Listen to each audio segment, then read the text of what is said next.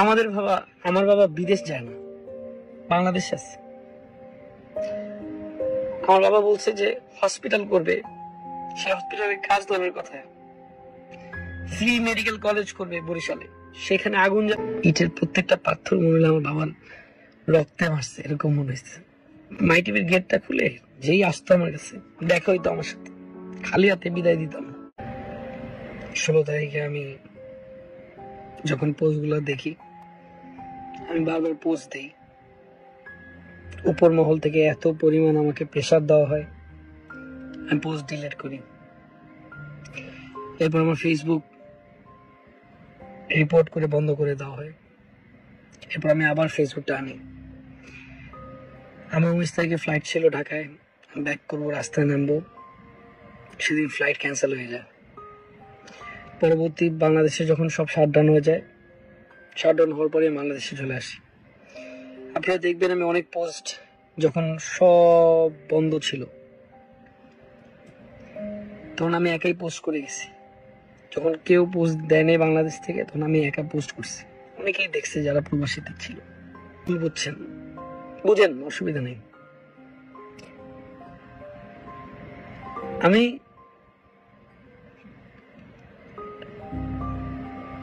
আমার দোষ থাকলে শাস্তি আমি পাবো। আমি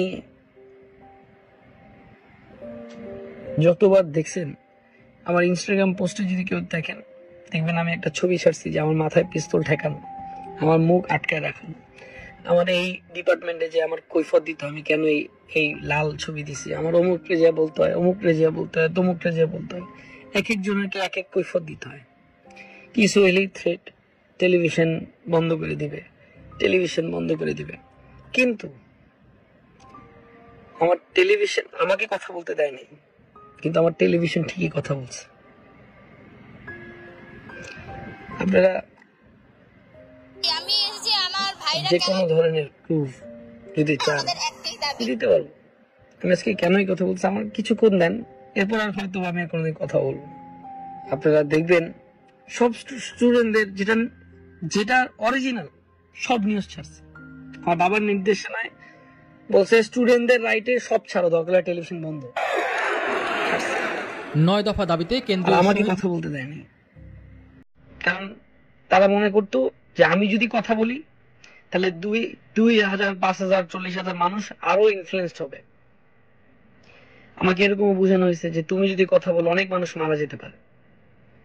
চারদিকে মেন্টাল প্রেসারে ছিল, দেশে আসতে দিবে না। তাও আসছি, আসার পর বারবার আমি আপনাদেরকে ইশারা ইঙ্গিত দিয়ে বুঝাইছি যে দেখেন, একটা মানুষ যখন একটা স্ট্যাটাস দেয়, সে ডিলিট করে কখন,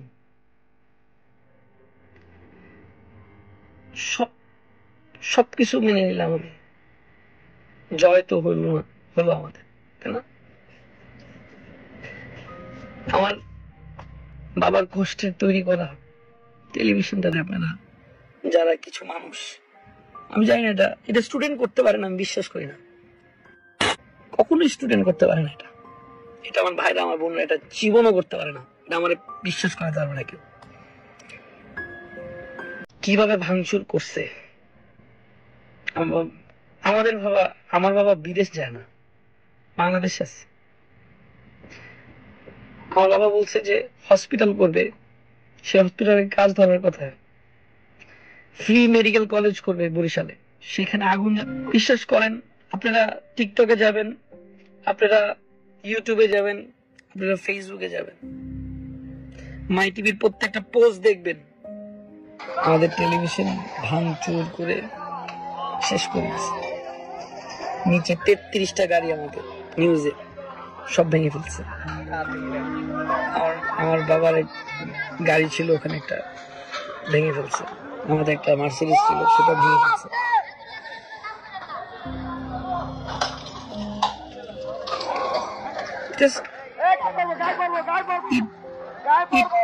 মারছে আমার বাবার এক একটা বুকে লাগছে, রক্তে লাগছে। সবাই তো দেশ পলাইছে, আমি দেশে, আমার ফ্যামিলি দেশে। আমাদের হাজার হাজার কোটি টাকা নাই যে আমরা দেশের বাইরে বাড়ি গাড়ি কইরা রেখে দিছি, কিচ্ছু করিনি। সব দেশে করছি। যে গেট খুলে আমি এত হাজার হাজার মানুষের ট্রিটমেন্ট করছি, এত হাজার হাজার মানুষের কোনোদিন বিকাশ নাম্বারে বলি নাই যে আপনি আমার টাকা পাঠান। আমি বন্যায় আছি, বিকাশ নাম্বার দিচ্ছি, টাকা পাঠান, এই কথা কোনোদিন আমি বলি নাই, কোনো জায়গায় না, কোনো জায়গায় না। আজকে আমার মাই টিভি ভাঙচুর করে, এডিট প্যানেল, নিউজ ডিপার্টমেন্ট নিচে ভাঙচুর, গালাগালি, দালাল সরকারের।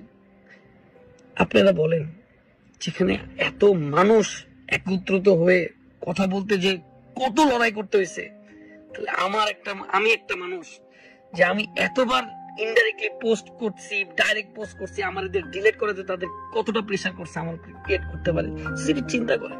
আমি গা ডাকতে আসি নাই, আমি গা ডাকতেও আসি না। আপনারা অনেকেই বলতে পারেন যে তৈদা ফ্রি বাঁচার জন্য আসছে, আমার দরকার নাই। আর আমার ফেসবুকও দরকার নেই, আমার ইউটিউবও দরকার নেই। আপনারা আমাকে অনেক হেট করেন, আমি তো অপরাধী যে আমাকে প্রেসারাইজ রাখছে, কিন্তু আমার টেলিভিশন ঠিকই কাজ করে গেছে। আমি ইউটিউব সব জায়গা থেকে আমি চলে যাচ্ছি। একটা বার আমার টেলিভিশনটাতে দেখেন, রাত্রেবেলা আমার শো অফে 10 জন পিস্তল নিয়ে আসছে, আইসে গুলি ঠেকায় দে, শো অফের মাল আগুন জ্বালাই দিছে। আমাদের শো অফের কম্পিউটার, মাই টিভির যত এডিটিং কম্পিউটার যা আছে লুটপাট করে নিয়েছে। এটা কোনোদিন একটা স্টুডেন্ট করতে পারে না। 13 বছর আমি আপনাদের সাথে ছিলাম, আছি, থাকবো। আমি বারবার আপনাদেরকে, আমি কতবার যে কত ডিপার্টমেন্টের অফিসে গেছি সেটা আপনারা একদিন জানতে পারবেন। আমি আরো অনেক কথা আছে, আমি বলবো একদিন, আমি এগুলা এক একটা স্টোরি বলবো। আমার সাথে এই কয়েকদিন কি কি হয়েছে আপনারা জানেন না, সব বলবো। কিভাবে প্রেসারাইজড হয়েছি আমি, আমার সবকিছু ধ্বংস করে দিল। মাই টিভির গেটটা খুলে যেই আসতো আমার কাছে, দেখা হইতো আমার সাথে, খালি হাতে বিদায় দিতাম। সেই গেটটাই আজকে ভাইয়া পুরো মাই টিভিটারে ভাইয়া দিলাম। আমি তহিদুদ্দিন আফ্রিদি আজকে 5:30 বাজে, জানের হুমকি অনেক পেয়েছি, জানি না কারা দিচ্ছে, মেরে ফেলবে আমাকে। ইটের প্রত্যেকটা পাথর মনে হলো আমার বাবার রক্তে মারছে, এরকম মনে হয়েছে। আমি ভাবছি যে আমি বললে বুঝবেন আপনারা। আমি ইনডাইরেক্টলি অনেক হিন্ট দিছি আপনাদেরকে। হঠাৎ করে একটা স্ট্যাটাস ডিলিট করা, হঠাৎ করে থাকা, এটার মধ্যে কারণ কি?